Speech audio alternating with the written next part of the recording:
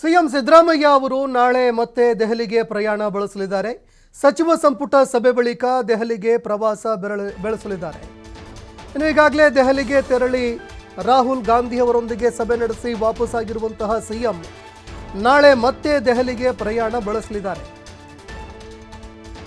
ನಾಳೆ ಸಚಿವ ಸಂಪುಟ ಸಭೆ ಬಳಿಕ ದೆಹಲಿ ಪ್ರವಾಸ ಬೆಳೆಸಲಿದ್ದಾರೆ. ನಾಳೆ ಹಾಗೂ ನಾಡಿದ್ದು ದೆಹಲಿಯಲ್ಲೇ ವಾಸ್ತವ್ಯ ಹೂಡಲಿದ್ದಾರೆ. ನಾಳೆ ಕೇಂದ್ರದ ಹಲವಾರು ಸಚಿವರನ್ನ ಭೇಟಿ ಕೂಡ ಮಾಡಲಿದ್ದಾರೆ. ರಾಜ್ಯದ ಯೋಜನೆಗಳ ಕುರಿತು ಮಾತುಕತೆ ನಡೆಸಲಿದ್ದಾರೆ. ರಾಜ್ಯದ ಯೋಜನೆಗಳು, ಅಭಿವೃದ್ಧಿ ವಿಚಾರಕ್ಕೆ ಸಂಬಂಧಪಟ್ಟಂತೆ ಕೇಂದ್ರ ಸಚಿವರ ಜೊತೆಯಲ್ಲಿ ಮಾತುಕತೆ ನಡೆಸಲಿದ್ದಾರೆ. ನೀರಾವರಿ ಯೋಜನೆಗಳ ಒಪ್ಪಿಗೆ ಬಗ್ಗೆಯೂ ಕೂಡ ಚರ್ಚೆ ಆಗತ್ತೆ. ನಾಡಿದ್ದು ಹಣಕಾಸು ಆಯೋಗದ ಸಭೆಯಲ್ಲಿ ಸಿಎಂ ಅವರು ಭಾಗಿಯಾಗಲಿದ್ದಾರೆ. ಇದೇ ವೇಳೆ ಮತ್ತೆ ಹೈಕಮಾಂಡ್ನ ಭೇಟಿ ಮಾಡುವಂತಹ ಸಾಧ್ಯತೆ ಇದೆ. ಮಲ್ಲಿಕಾರ್ಜುನ್ ಖರ್ಗೆ, ಕೆಸಿ ವೇಣುಗೋಪಾಲ್ ಅವರನ್ನ ಭೇಟಿಯಾಗುವಂತಹ ಸಾಧ್ಯತೆ ಇದೆ. ಎಂಎಲ್ಸಿ ಅಭ್ಯರ್ಥಿಗಳ ಆಯ್ಕೆ ಬಗ್ಗೆ ಚರ್ಚೆ ಮಾಡಲಿದ್ದಾರೆ. ಬಿಕೆ ಹರಿಪ್ರಸಾದ್ ಸಂಪುಟ ಸೇರ್ಪಡೆ ಕುರಿತು ಚರ್ಚೆ ಆಗುತ್ತೆ ಅನ್ನುವಂತಹ ಮಾತುಗಳು ಕೇಳಿಬರ್ತಾ ಇದೆ. ಇನ್ನು ಯಾವ್ಯಾವ ವಿಚಾರಗಳು ಚರ್ಚೆ ಆಗುತ್ತೆ ಅನ್ನುವಂಥದ್ದನ್ನು ಕೂಡ ಕಾದು ನೋಡಬೇಕಾಗತ್ತೆ. ಯಾಕಂದರೆ ಬಿಕೆ ಹರಿಪ್ರಸಾದ್ ಅವರನ್ನು ಸಂಪುಟಕ್ಕೆ ಸೇರಿಸಿಕೊಳ್ಳುವಂತಹ ಮಾತುಗಳು ಕೇಳಿಬರ್ತಾ ಇತ್ತು.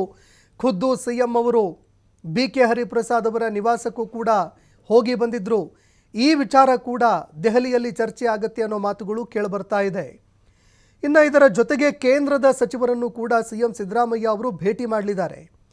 ಕೇಂದ್ರ ಸಚಿವರನ್ನ ಭೇಟಿಯಾಗಿ ರಾಜ್ಯದ ಅಭಿವೃದ್ಧಿ ವಿಚಾರಗಳಿಗೆ ಸಂಬಂಧಪಟ್ಟಂತೆ ಚರ್ಚೆ ಮಾಡಲಿದ್ದಾರೆ.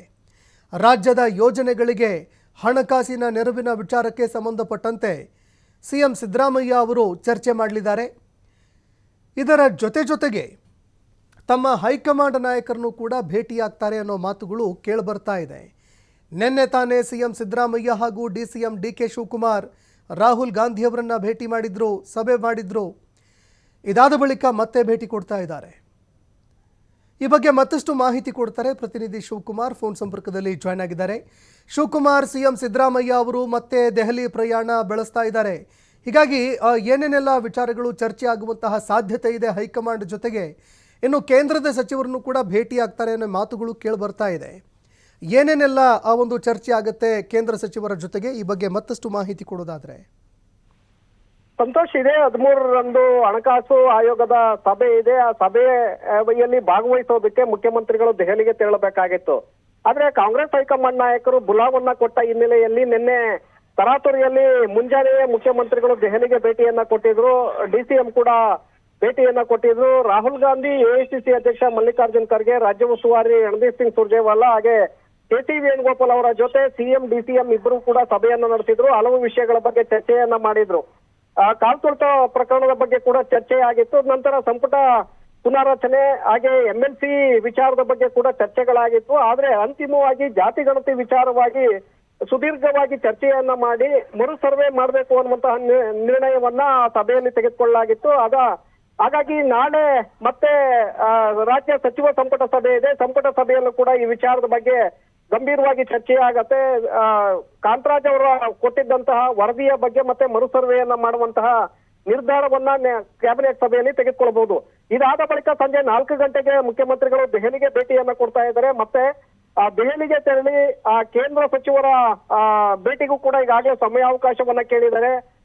ಇರಿಗೇಷನ್ ಮಿನಿಸ್ಟ್ರು ಹಾಗೆ ಗಡ್ಕರಿ ಸೇರಿದಂತೆ ಹಲವು ಸಚಿವರ ಒಂದು ಸಮಯಾವಕಾಶವನ್ನ ಕೇಳಿದ್ದಾರೆ.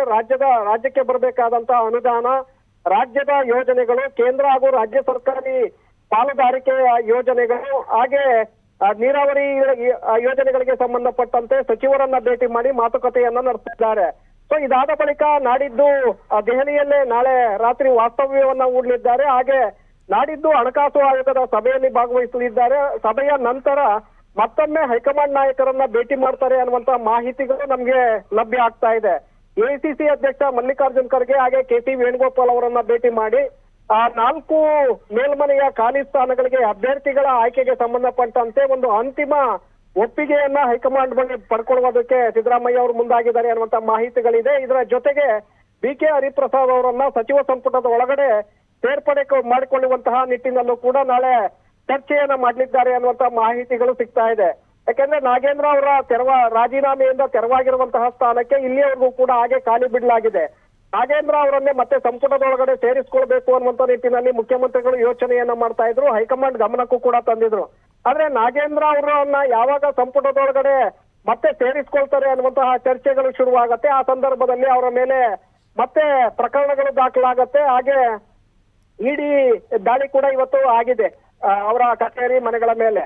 ಸೊ ಹೀಗಾಗಿ ನಾಗೇಂದ್ರ ಅವರನ್ನ ಅಂತಿಮವಾಗಿ ಸಂಪುಟದೊಳಗಡೆ ಸೇರ್ಪಡೆ ಮಾಡಿಕೊಳ್ಳೋದು ಬೇಡ ಅನ್ನುವಂತಹ ನಿರ್ಧಾರಕ್ಕೆ ಮುಖ್ಯಮಂತ್ರಿಗಳು ಬಂದಂತೆ ಕಾಣಿಸ್ತಾ ಇದೆ. ಆ ಕಾರಣಕ್ಕೆ BK ಹರಿಪ್ರಸಾದ್ ಅವರನ್ನ ಸಂಪುಟದೊಳಗಡೆ ಸೇರಿಸಿಕೊಳ್ಳೋದಕ್ಕೆ ನಾಳೆ ಹೈಕಮಾಂಡ್ ಒಪ್ಪಿಗೆಯನ್ನ ಪಡೆಯುವಂತ ಒಂದು ಸಾಧ್ಯತೆಗಳು ಕೂಡ ಇದೆ. ಸಂತೋಷ್, ಧನ್ಯವಾದಗಳು ಶಿವಕುಮಾರ್ ನಿಮ್ಮೆಲ್ಲ ಮಾಹಿತಿಗೆ.